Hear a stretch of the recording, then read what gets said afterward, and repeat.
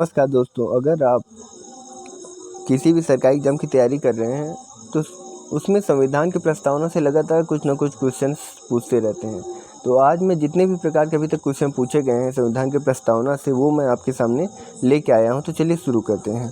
तो पहला सवाल है कि भारतीय संविधान की प्रस्तावना को हमारे संप्रभु लोकतांत्रिक गणतंत्र की जन्म कुंडली किसने कहा है?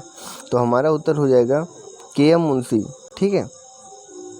अगला क्वेश्चन है, भारत के संदर्भ में धर्मनिरपेक्ष का क्या अर्थ है?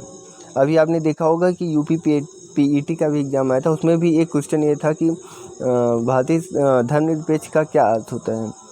तो इसका सही जवाब है भारत देश का कोई धर्म नहीं है। ये मतलब ये सभी प्रकार के धर्मों को मानता है। ठीक है। अगला सवाल है, किस वाद में उच्चतम न्यायालय ने यह धारणा प्रस्तुत की कि उद्देशिका संविधान का भाग है? तो इसका आंसर हो जाएगा केशवानंद भारतीवाद में। ठीक है। अगला क्वेश्चन है, उद्देशिका प्रस्ताव किसने प्रस्तुत किया? तो बता दें कि उद्देशिका प्रस्ताव को पंडित जवाहरलाल नेहरू ने प्रस्तुत किया था। ठीक है।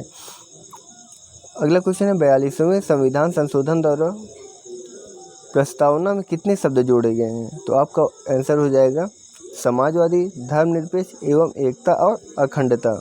ये 3 शब्द जोड़े गए हैं। ठीक है। अगला क्वेश्चन है, हम भारत के लोग जैसे शब्दावली का उल्लेखन संविधान में कहाँ किया गया है? तो आपका आंसर क्या हो जाएगा? आपका आंसर हो जाएगा प्रस्तावना में। ओके। अब अगला सवाल है कि संविधान की कुंजी किसे कहा जाता है?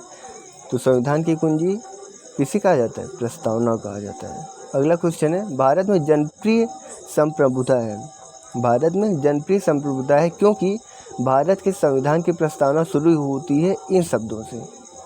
तो जैसे ही संविधान की प्रस्तावना पढ़ना शुरू करेंगे तो उसमें सबसे पहले यही कहा गया कि हम भारत के लोग, तो इसलिए इससे पता चलता है कि जनप्रिय संप्रभुता है। ओके। तो आंसर आ जाएगा कि कहाँ से शुरू होता है? हम भारत के लोग से। अगला सवाल है 9वां कि संविधान के अंतर्गत भारतीय लोकतंत्र के आदर्शों को हम कहाँ देख सकते हैं? अगर संविधान के अंतर्गत भारतीय लोकतंत्र को देखना है तो हम किस में देख सकते हैं? प्रस्तावना में। ठीक है। किस में देख सकते हैं? प्रस्तावना में। अगला क्वेश्चन है, भारत की संप्रभुता किस में निहित है? तो भारत की संप्रभुता किस में निहित है? भारत की जनता में। अगर भारत की जनता ही नहीं है तो संविधान का क्या अर्थ हुआ? ठीक है। अगला क्वेश्चन है, भारत संविधान की प्रस्तावना में देश का कौन सा नाम उल्लेखित है? मतलब कि जब आप जैसी संविधान स्टार्ट होता है तो उसमें भारत के सिर्फ 2 नाम हैं। वैसे तो कई लोग कई नाम से जानते हैं, भारत, हिंदुस्तान, आर्यव्रत, जम्बू द्वीप, भरतखंड, बहुत तमाम नाम है। ठीक है। लेकिन सिर्फ जो संविधान बोला गया वो सिर्फ 2 नाम है, भारत और इंडिया। तो इसका आंसर हो जाएगा भारत और इंडिया, 2 नाम से। अगला क्वेश्चन है, भारत संविधान की उद्देशिका या प्रस्तावना में कितनी बार संशोधन किया गया है? तो सिर्फ 1 बार किया गया है, वो भी किसने किया था? इंदिरा गांधी ने। कितनी बार? आंसर होगा 1। अगला क्वेश्चन है, भारतीय संविधान की प्रस्तावना में परिवर्तन किस संशोधन अधिनियम में किए गए थे? तो इसका आंसर हो जाएगा 42वें संशोधन अधिनियम 1976 में। ठीक है। इस समय 1976 में इंदिरा गांधी जी की सरकार थी। इस समय ये मतलब 42वां संशोधन को हम लोग लिटिल कॉन्स्टिट्यूशन भी कहते हैं, मतलब छोटा संविधान भी कहते हैं। ठीक है।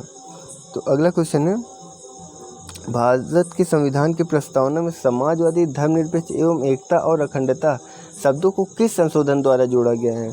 तो जब 42वां संशोधन हुआ है तो उसी में जो एक बार संशोधन हुआ है प्रस्तावना में, उसी में इन सब शब्दों को जोड़ा गया। तो 42वां संशोधन द्वारा संशोधित किया गया है। अगला क्वेश्चन हो जाएगा, भारतीय संविधान के किस भाग में स्पष्ट रूप से घोषणा की गई कि भारत एक धर्मनिरपेक्ष राज्य है? तो भारत एक धर्मनिरपेक्ष राज्य है, ये सिर्फ प्रस्तावना में ही कहा गया है। ठीक है। ओके। अगला क्वेश्चन देख लेते हैं। अगला क्वेश्चन है, भारत एक धर्मनिरपेक्ष राज्य है, इसका मतलब है कि भारतीय राज्य किसी निश्चित धर्म का समर्थन नहीं करता है। भारत में आप देखेंगे कि सभी प्रकार के धर्म के लोग स्वतंत्र रूप से रह सकते हैं। यहाँ पे किसी भी एक धर्म का समर्थन नहीं होता है। ठीक है। यहाँ सभी धर्मों को माना जाता है। अगला क्वेश्चन, भारत एक गणतंत्र है, इसका अर्थ क्या है? गणतंत्र का मतलब जो जनता के द्वारा चुना गया हो, मतलब भारत में वंशानुगत प्रमुख नहीं कि राजा का बेटा ही राजा होगा, ठीक है। यहाँ पे चुनाव के द्वारा ही राजा बनते हैं, मतलब प्रधानमंत्री बनते हैं, ठीक है। तो गणतंत्र का मतलब ये हुआ कि यहाँ पे कोई वंशानुगत नहीं चलेगा। अगला क्वेश्चन है, प्रस्तावना का वह प्रावधान जो सभी वयस्क नागरिकों को मतदान का अधिकार प्रदान करता है क्या कहलाता है? प्रस्तावना का वह प्रावधान जो सभी वयस्क नागरिकों को मतदान का अधिकार प्रदान करता है वो क्या कहलाता है? प्रजातंत्र। प्रजातंत्र कैसे पता चलेगा? जब हम लोग वोट देके किसी को राजा बनाते हैं। राजा का अर्थ है प्रधानमंत्री से, ठीक है। अगला क्वेश्चन है, प्रस्तावना में किस प्रकार के न्याय की बात की गई है? सामाजिक, आर्थिक और राजनीतिक। कभी कभी क्वेश्चन पूछ लेता है कि किस प्रकार के न्याय की बात नहीं की गई है, तो धार्मिक न्याय की बात नहीं की गई है, ठीक है। ये बात भी ध्यान देना है कि धार्मिक न्याय की बात नहीं की गई है। निम्नलिखित में से किस वाद में सर्वोच्च न्यायालय ने संविधान के मूल ढांचे का सिद्धांत प्रतिपादित किया गया था? तो केशवानंद भारती वाद में ये बताया गया था कि जो संविधान जो प्रस्तावना है वो संविधान का मूल ढांचे का सिद्धांत है, ठीक है। इसके बिना संविधान का बारे में हम कुछ नहीं कह सकते, मतलब ये मूल ढांचा है, ये आधार है, बेस है, ठीक है। अगला क्वेश्चन है कि संविधान की प्रस्तावना में प्रयुक्त शब्द सेकुलर का क्या अर्थ है? सेकुलर का अर्थ होता है सभी नागरिकों को धर्म उपासना की स्वतंत्रता देना, ठीक है। भारत में सभी प्रकार के धर्म के लोग रहते हैं, तो यहाँ पे सभी लोगों को धर्म की उपासना की आज़ादी है, ठीक है। अगला क्वेश्चन है, भारतीय संविधान की प्रस्तावना पर किस क्रांति का प्रभाव नहीं झलकता है? तो भैया चीन की क्रांति का प्रभाव नहीं झलकता है, ठीक है।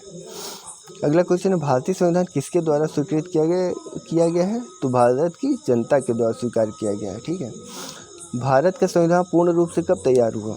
तो 26 नवंबर 1949 को पूर्ण रूप से तैयार किया गया है और 26 जनवरी 1950 को पूर्ण रूप से लागू कर दिया गया। इस बात को भी हम लोग को ध्यान देना है। तो प्रस्तावना से जितने भी प्रकार के क्वेश्चन बन सकते थे मैंने बता दिया है। अगर आपको ये सेशन पसंद आता है तो हमारे चैनल को सब्सक्राइब कर दीजिएगा और हम ऐसी नई वीडियोस लाते रहेंगे, ठीक है। धन्यवाद।